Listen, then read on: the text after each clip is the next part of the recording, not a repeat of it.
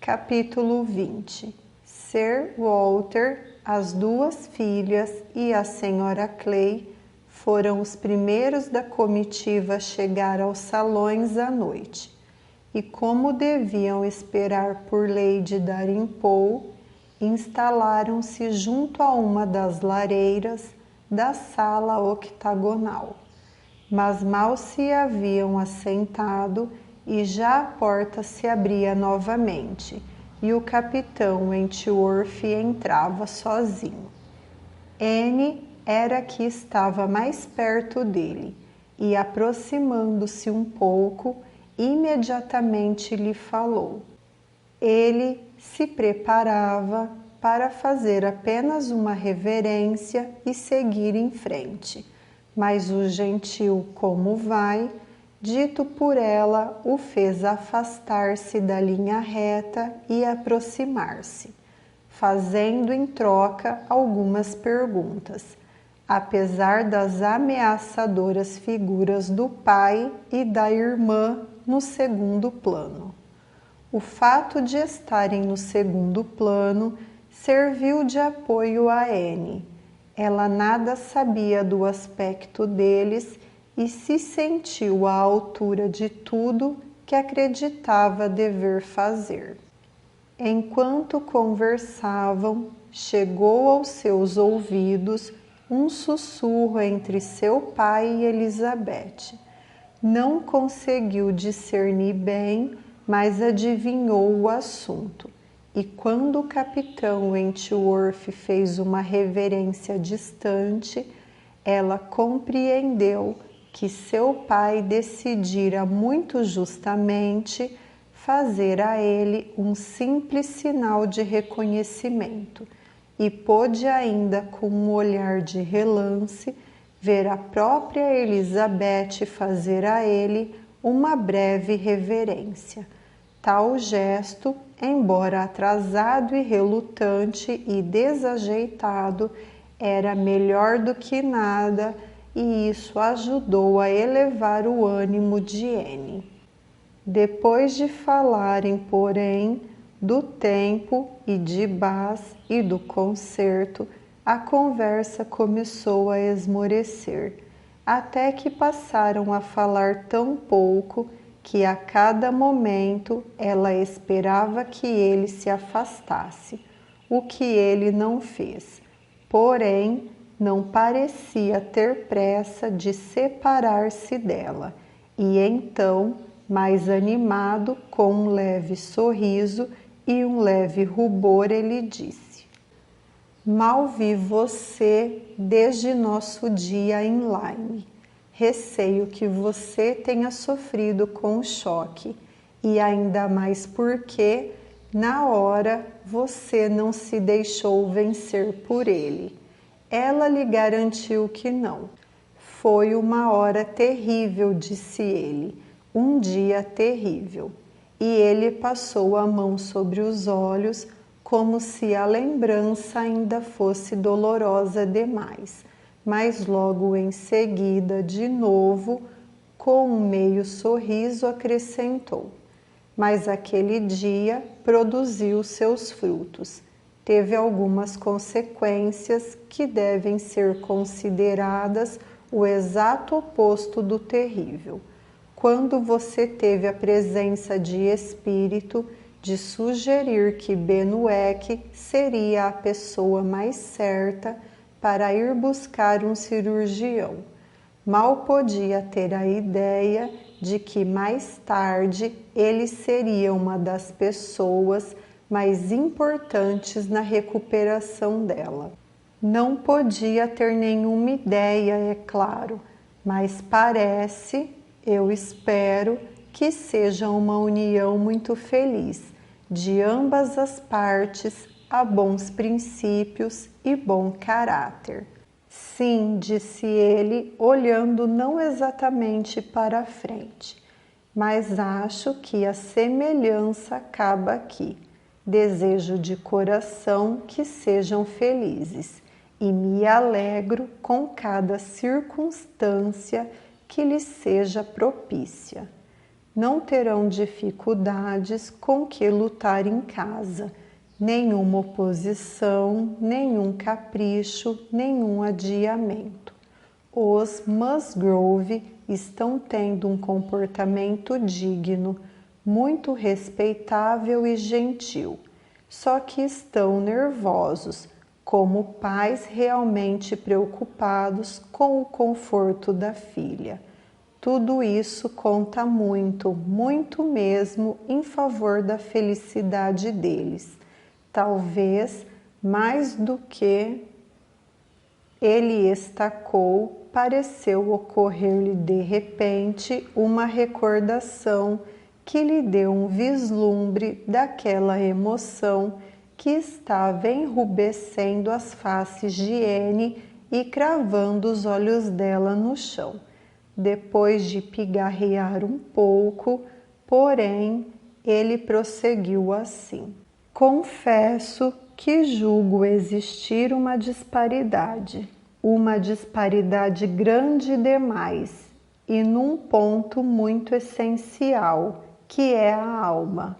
Considero Louisa Musgrove uma mocinha muito amável e doce, que não deixa de ser inteligente, mas Bennueck é algo mais do que isso. É um homem brilhante, de vastas leituras, e confesso que vejo o amor dele por ela com certa surpresa. Se fosse o efeito da gratidão, se ele tivesse aprendido a amá-la porque acreditasse que ela o preferisse, seria outra coisa. Mas não tenho razões para acreditar nisso. Parece, ao contrário, ter sido um sentimento completamente espontâneo e natural da parte dele, e isso me surpreende. Um homem como ele, na sua situação, com um coração machucado, ferido, quase partido. Fanny Harville era uma criatura superior, e o amor dele por ela era amor de verdade. Um homem não se recupera de tal devoção a uma tal mulher. Não deveria, não pode. Porém, quer por saber que seu amigo se recuperara, quer por saber alguma outra coisa, não foi adiante. E Anne, que não obstante a voz nervosa com que a última parte fora dita, e não obstante todo o barulho da sala, o bater quase contínuo da porta e o bulício incessante das pessoas que chegavam, distinguira cada palavra, ficou impressionada, lisonjeada, confusa e começou a acelerar a respiração e a sentir 100 coisas ao mesmo tempo. Era impossível para ela entrar naquele assunto e, no entanto, depois de uma pausa, sentindo a necessidade de falar e desejando não menos uma mudança total, desviou-se apenas o bastante para dizer: você ficou bastante tempo em Lyme, não é? Mais ou menos 2 semanas. Não pude partir até que a melhora no estado de Louisa fosse clara. Eu estive envolvido demais no acidente para poder encontrar a paz muito depressa. Fora culpa minha, só minha. Ela não teria sido teimosa se eu não tivesse sido fraco. A região ao redor de Lyme é magnífica. Vaguei muito por ali, a pé e a cavalo, e quanto mais eu via, mais motivos de admiração encontrava. Eu adoraria tornar a ver Lyme, disse Anne. É mesmo? Não imaginava que você tivesse encontrado algo em Lyme que inspirasse um tal sentimento, o horror e a angústia em que você se envolveu, a tensão e o desgaste emocionais. Eu achava que as últimas impressões de Lyme haviam sido de extrema repugnância.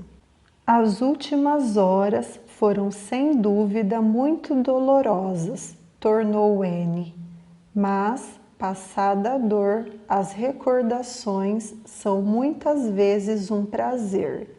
Não amamos menos um lugar porque nele sofremos, a menos que tenha sido só sofrimento. Nada além de sofrimento, o que não foi de modo algum o caso de Lyme. Houve muita ansiedade e angústia nas últimas horas, mas antes houvera muita alegria. Tantas novidades e belezas, eu viajei tão pouco que qualquer lugar novo seria interessante para mim, mas há uma beleza real em Lyme.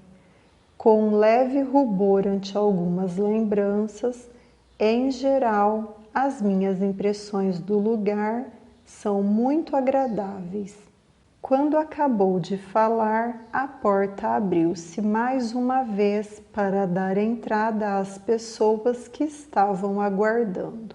Lady Dalrymple, Lady Dalrymple, foram as entusiasmadas exclamações, e com toda a impaciência compatível com sua ansiosa elegância, Sir Walter e suas duas companheiras avançaram para saudá-la. Lady Dalrymple e a senhorita Carteret, escoltadas pelo Sr. Elliot e pelo coronel Wallis, que também acabara de chegar quase naquele mesmo instante, adentraram a sala. Outros se juntaram a elas, e se formou um grupo em que Anne se viu forçosamente incluída. Foi separada do capitão Wentworth. Sua interessante conversa, talvez interessante até demais, teve de ser interrompida por algum tempo, mas era leve a penitência se comparada à felicidade que proporcionara. Ela aprendera nos últimos 10 minutos mais sobre os sentimentos dele para com Louisa, mais sobre todos os sentimentos dele do que ousava imaginar, e se dedicou às exigências do grupo, às obrigatórias cortesias do momento, com sensações intensas mais agitadas. Estava de bom humor com todos, recebera ideias que a predispuseram a ser delicada e gentil com todos e a ter pena de todos por serem menos felizes do que ela.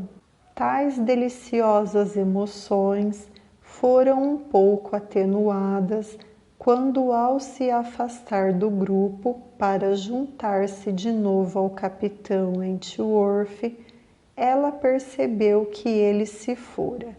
Teve tempo só para vê-lo entrar na sala de concertos. Ele se fora, havia desaparecido. Ela, por um momento, se sentiu triste, mas voltaria a se encontrar. Ele a procuraria, ele a encontraria antes do final da noite, e agora talvez fosse melhor que tivessem separados. Ela precisava de uma pausa para se recompor. Com a chegada de Lady Russell, logo em seguida, todo o grupo estava reunido e tudo o que faltava era que se enfileirassem e entrassem à sala de concertos e que fossem o mais imponente possível, chamassem o máximo de atenção, provocassem o máximo de suspiros e perturbassem o maior número de pessoas que pudessem. Muito felizes estavam tanto Elizabeth quanto Anne Elliot ao entrarem. Elizabeth de braços dados com a senhorita Carteret e ao olhar as largas costas da viscondessa viúva darem pô à sua frente. Nada desejava que não parecesse estar a seu alcance. E Anne, mas seria um insulto à natureza da felicidade de Anne qualquer comparação entre a dela e a da irmã. A origem de uma era a pura vaidade egoísta e da outra o puro afeto generoso. Anne nada viu, nada pensou do esplendor da sala. Sua felicidade era interior. Os olhos brilhavam e o rosto resplandecia. Ela, porém, nada sabia sobre isso. Só pensava na última meia hora e, enquanto se dirigiam aos seus lugares, sua mente passou-a rapidamente em revista.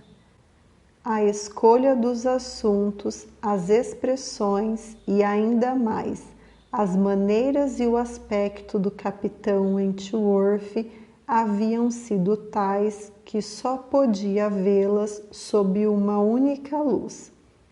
Sua opinião sobre a inferioridade de Louisa Musgrove, uma opinião que ele parecera ansioso por exprimir, seu espanto com o capitão Benwick, seus sentimentos quanto a um primeiro e profundo amor, sentenças iniciadas que não conseguira concluir, os olhares que ora pareciam fugir, ora pareciam cravar-se nela com tanta expressão.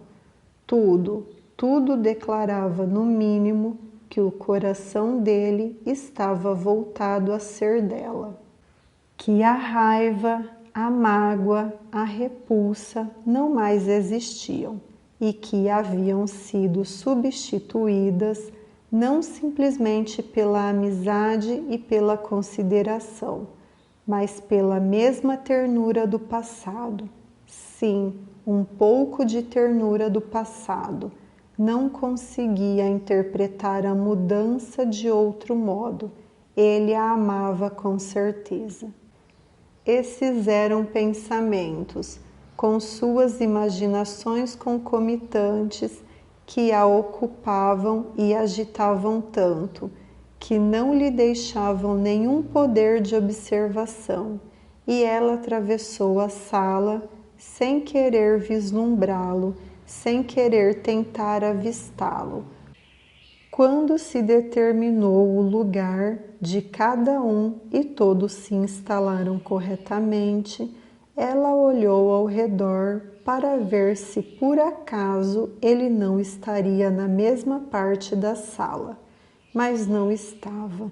Seus olhos não conseguiram alcançá-lo e, como o concerto já começava, teve de consentir por algum tempo em ser feliz de um modo mais modesto.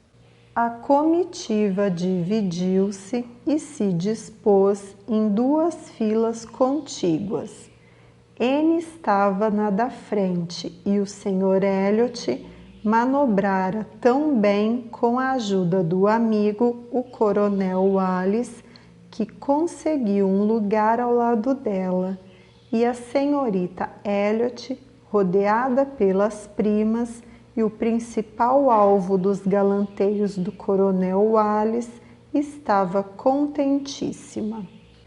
Anne estava num estado de espírito mais do que favorável para o entretenimento da noite.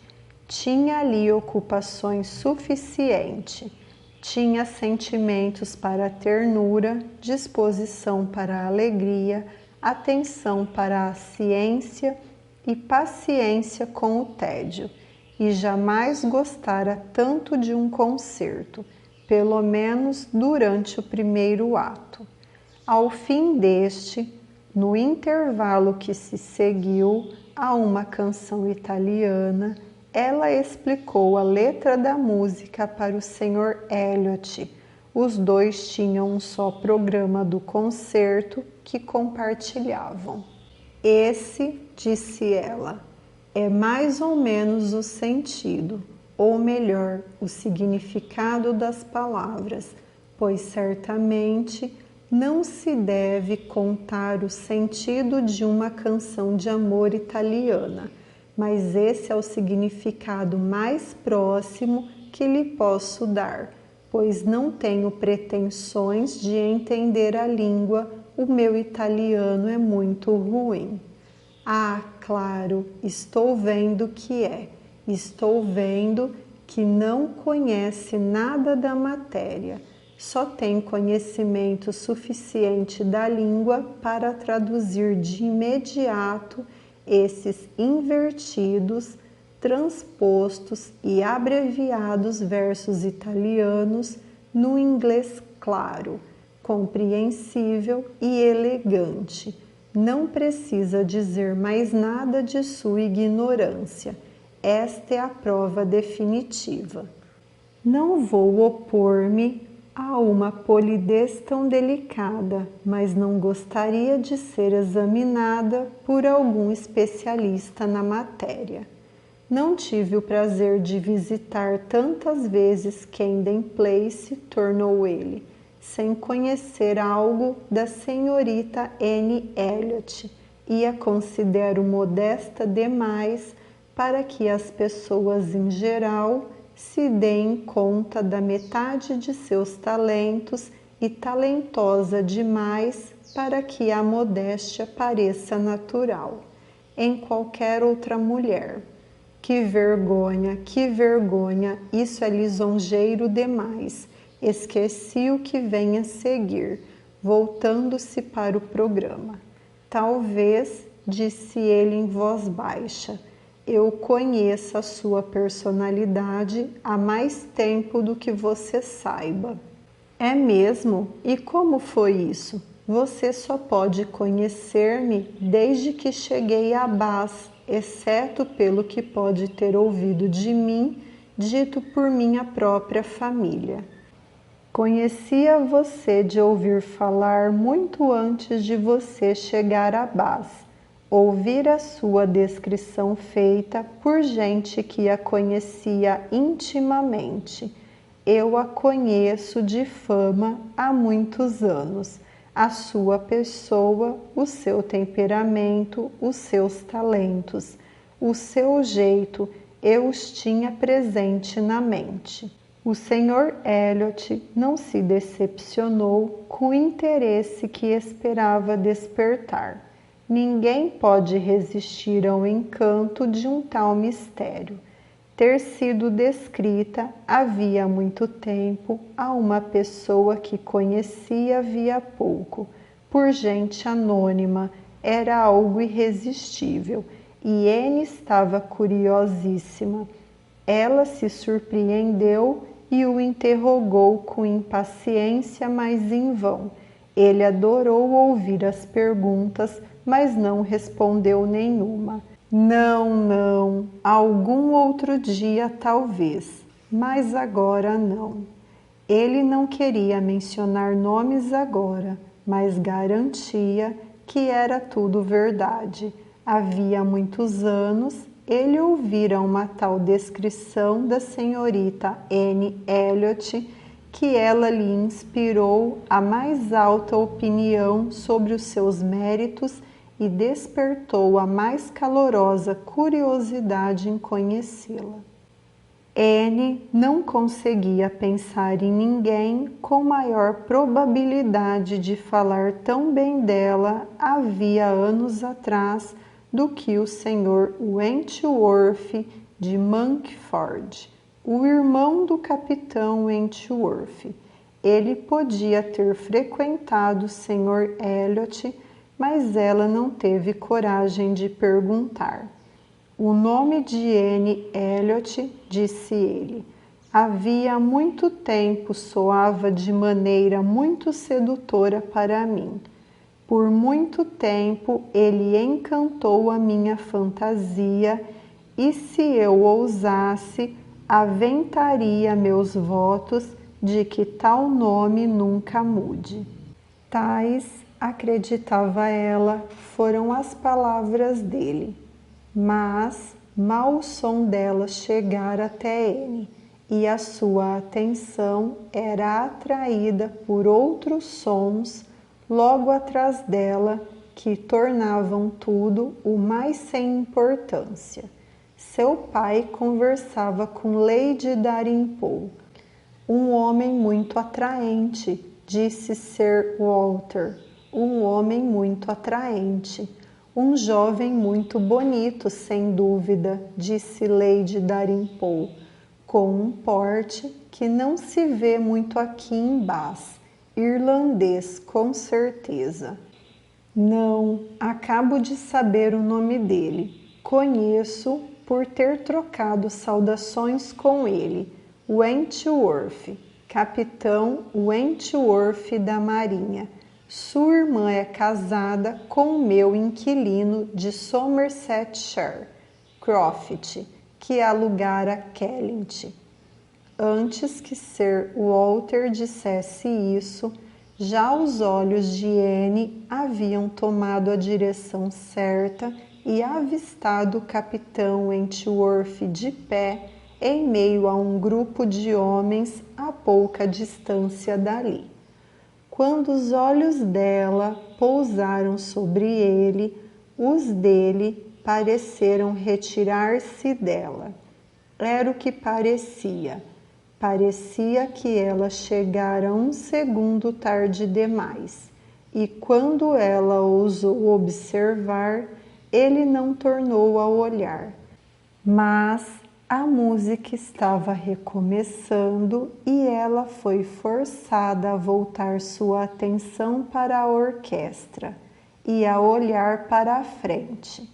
Quando pôde lançar-lhe um outro olhar, ele já não estava ali. Ele não teria podido aproximar-se dela se quisesse. Havia muita gente ao redor dela barrando o caminho, mas gostaria de ter encontrado seu olhar. As palavras do Sr. Elliot também a angustiaram. Já não tinha nenhuma vontade de falar com ele. Queria que ele não estivesse tão perto. O primeiro ato acabara. Agora ela esperava alguma mudança para melhor. E depois de um período de conversas anódinas entre os membros do grupo, alguns deles decidiram sair em busca de chá. Anne foi uma das poucas que preferiram ficar.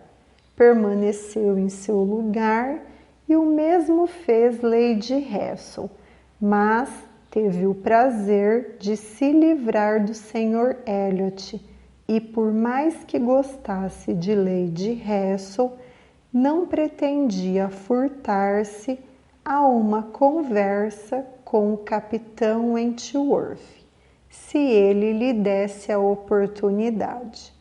Pela expressão de Lady Russell, estava persuadida de que ela ouvira. Ele não veio, porém. Anne às vezes imaginava tê-lo avistado ao longe, mas ele não veio.